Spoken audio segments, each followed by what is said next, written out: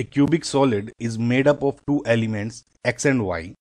Atoms of x are present on every alternate corner and one at the center of cube.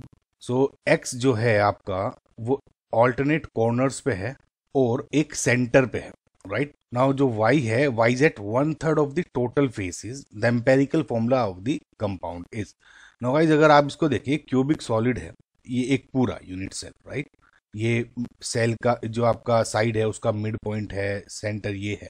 तो इन्होंने बोला है कि जो आपका एक्स है वो हर एक अल्टरनेट कॉर्नर्स पे, सपोज एक यहाँ पे है, राइट, और इस पे नहीं है, जो दूसरा कॉर्नर होगा इसका, दूसरा जो एक यूनिट सेल होगा उस पे लगा हुआ है, राइट, और एक सेंटर के ऊपर है। तो इसके अकॉर्डिंग लिया है।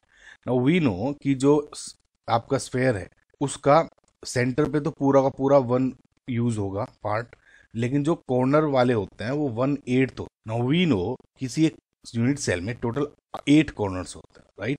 सो इसका मतलब क्या हुआ, जो x है वो कितना हो जाएगा, 1/8 पार्ट यूज होगा। टोटल कितने हैं, अल्टरनेट है, यानी टोटल 8 होता है तो डिवाइड बाई 2 हो जाएगा, आधे कॉर्नर्स पे होगा तो 4, करेक्ट। प्लस एक सेंटर पे है जिसपे 1 पार्ट यूज हो जाएगा, राइट, और एक स्फेयर है उसमें, एक स्फेयर 1, ठीक है। अगर आप y को चेक करेंगे तो y is at 1/3 of the total faces. Now we know जो टोटल फेसिस होते हैं वो 6 हैं उसमें, ठीक है, और उसके 1/3 में यूज हुए हैं, टोटल 6 इंटू 1/3, राइट।